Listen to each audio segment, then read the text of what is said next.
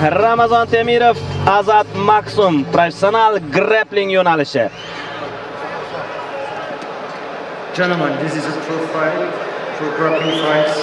Okay, remember, no striking, no slam. Okay, touch hands if you want to. Ha, bu qarama-qarshilik o'sha submissionga qadar davom etadi. Og'riqli uslub yoki bo'g'ish uslubi bilan g'alaba qozonish mumkin. Bo'lmasa durang qayd etiladi deya ma'lumot berishdi do'stlar. Demak, birinchi raund start oldi. Bir raund davom etar ekan bu jang. To'g'ri? Ha, albatta. 10 daqiqa. Agar og'ritish uslubi qo'lga olinsa yoki taslim bo'lish belgisi berilsa, albatta qaysidir bir tomon g'alaba qozonadi, bo'lmasa yuqorida aytilgandek durang qayd etiladi. Press konferensiyada Azat Maksum Ramazon Temirovga oyoqlarini ehtiyot qilishni aytgan edi. Albatta. Ko'ramiz bugun. Ha, bularning UFC'dagi to'qnashuvi amalga oshmadi. Har ikkisi bitta vazn toifasida harakat qilgan edi UFC'da. Lekin Azat Maksum o'sha so'nggi mag'lubiyatidan so'ng UFC rosteridan o'chirildi. Umuman olganda barcha janglarida yaxshi harakat qildi, biroz omad yetishmadi. Maksumga o'sha Tagir Ulanbekov bilan ham ajoyib jang o'tkazgan edi. Umuman Dog'iston kurashiga yetarlicha javob bera oldi deb o'ylayman o'sha jangda Azat Maksum. Va mana shunday kurashchi bilan grappling bahsini qabul qilgan Ramazon Temirovga tasanno deb qo'yaman, chunki aynan uning hududida jang qilyapti desak ham bo'ladi hozir, ya'ni o'sha kurashda. Ha, albatta. Lekin Ramazonning o'sha kurashga yaxshigina himoyasi mavjud. Bu yerda faqat himoya emas, balki hujum ham kerak bo'ladi. Ko'ramiz. Birinchi urinish Maksum tarafidan chiqib ketish kerak, big mountga o'tmaslik kerak.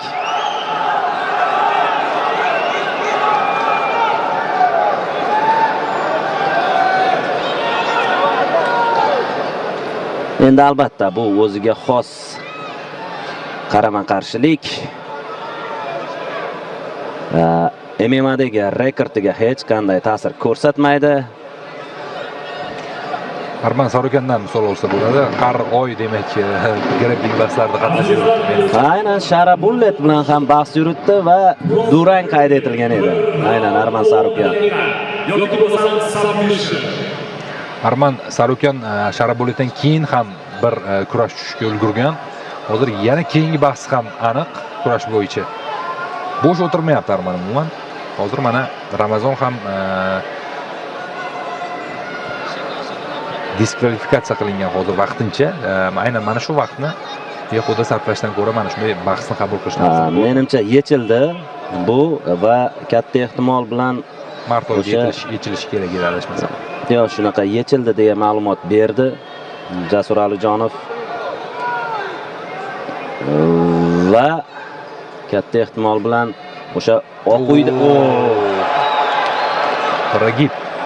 Oq uydagi raqamli turnirga harakat qilyapmiz deya aytib o'tgandi. Takedownlari juda zo'r Maksumning o'zi. Tagir Ulanbekov bilan jangda ham xilma-xil takedown ko'rgandik.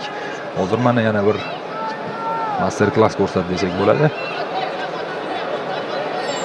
Albatta mana shu bahsni ko'rar ekanmiz. Bu bahsdan keyin jangchining MMAdagi qobiliyatlariga bir qandaydir bir savol tug'ilmasligi kerak, chunki bu faqat grappling bahsi. MMAda agar bu jang bo'lsa, umuman boshqacha bo'lishi mumkin edi. Ha, vaziyatdan chiqib keta oldi Ramazon. O'sha parterga olib tushgan vaziyatda agar ochkolar hisoblanganda 3 ballni qo'lga kiritar edi Maksum.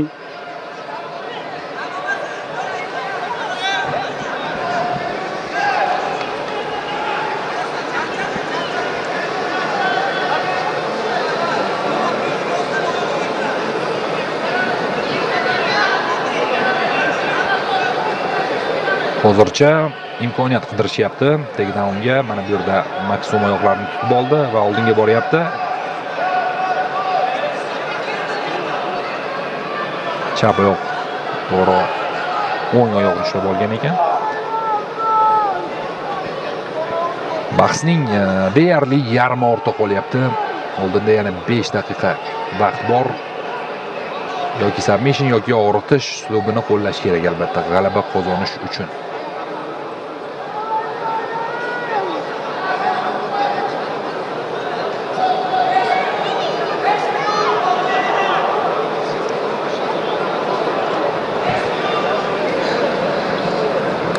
Ha, grappling haqida so'z ketar ekan, baribir eng mashhuri hozirda Gordon Ryan ekanligini aytib o'tish kerak. Shuningdek, Craig Jones ham bor, Ryan Gracie ham bor.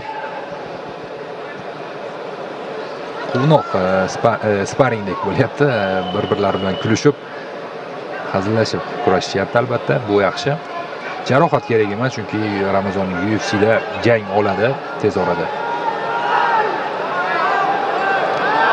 Azat Maksumga esa press konferensiyada ushbu ligada kelajakda grappling emas, balki MMA bo'yicha jang qilish taklif tushdi. Nima deysan degan savol ham tushdi.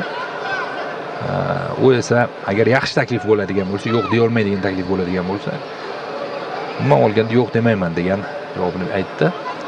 Albatta, shuningdek, Amerikada UFC dan boshqa ligalardan taklif borligini ham aytib o'tdi.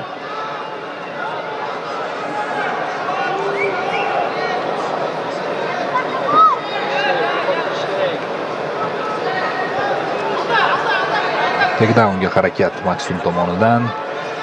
Ramazon Temirov yana himoyalanishga majbur.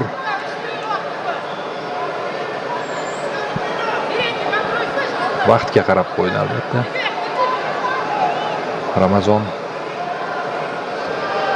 Ha? Mana bu yerda yaxshi svap. Endi esa nazoratni o'zi ushlash kerak. Bu uslubda o'tib ketyapti Ramazon. Lekin u qadar qulay emas. Menimcha oyoqlarini tutib olgan, yomon ham emas, lekin to'liq bo'yinga o'tib ketmabdi. Qarang, jah qismi bor.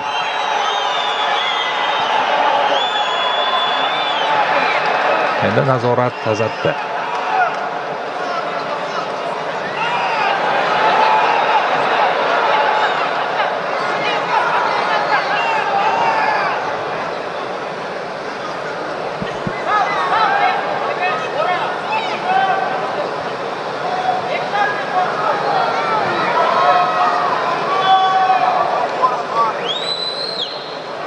Intensiv kurash davom etyapti panjara yonida. 2,5 daqiqa vaqt qoldi. Pozitsiya uchun kurashyapti. Bu ketishda Shohruh bir submission amalga oshishi juda qiyinga o'xshayapti. Qiyin albatta. Qulay vaziyat bo'lmayapti. Imkon qadar pozitsiyalarni yopyapti Ramazon Temirov va mana bu yerda chiqib ketdi. Baribir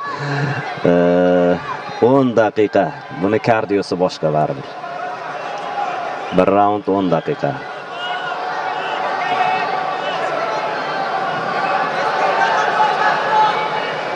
Lekin Sharabullet hamda Nursulton Ro'ziboyev bahsi tashkil etilsa, aynan grappling borasida juda ham qiziq bo'lsa kerak. Lekin Nursultonni bilasiz, o'sha Kimurani ajoyib tarzda amalga oshirishini. Kimurani Nursulton Ro'ziboyev kiyib qo'yadi. Juda ham ko'p g'alabalari bor aynan Kimura uslubida. Hozir nazarimda aynan Sharabulletga qarshi Nursultonning imkoniyati yuqoriroq grapplingda. Meni shaxsiy fikrim. Arman Sarukan bilan ham kurashda ko'pchilik. Endi Arman Sarukan 70 kilogramm vazn toifasida, Shohruh bu 84 kilogramm. U yerda vazn toifasi 70 kilogramm bo'lmadi Armanda.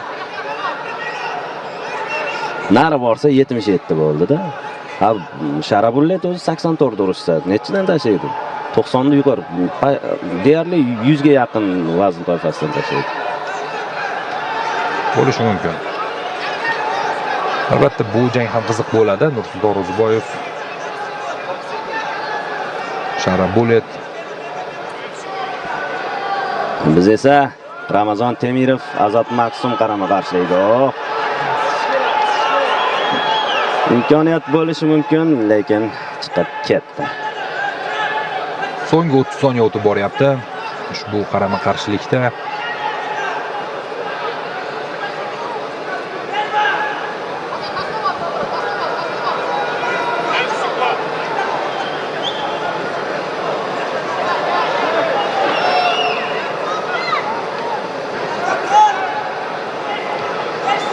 Ha, qulay vaziyatga o'tib ketmoqchi, lekin vaqti yetmaydi. demak, bahs shu bilan Oh. deyarli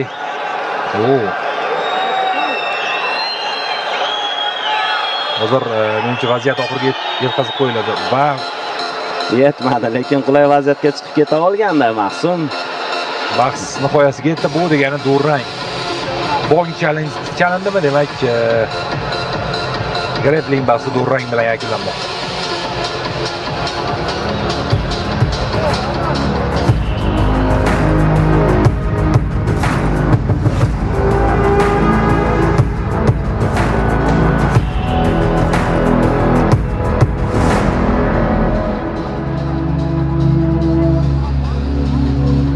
Ring. Demak, ikkinchi raunddan e'lon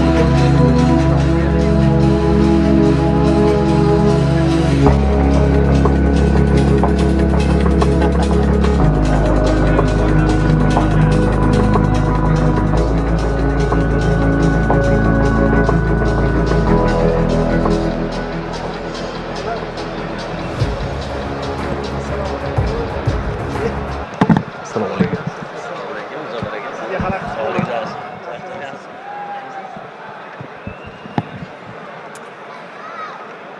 Prof Grappling to'qnashuvi sabab bo'lgani uchun submission bo'lgani yo'q. Shuning uchun jangovar durang в этой схватке объявляется боевая ничья. Jangovar durang qayd etilmoqda ushbu grappling bahsida. Ha do'stlar, aytib o'tganimizdek, durang qayd etildi. Submission amalga oshmadi. Какие эмоции? Как тебе наш Рамазан? Assalomu alaykum Toshkent, O'zbekiston. Emotsiyalaring qanday? Bizning Ramazon qanday ekan deb savol berishdi. Ya, әрине, Ramazon aytib ketgandek,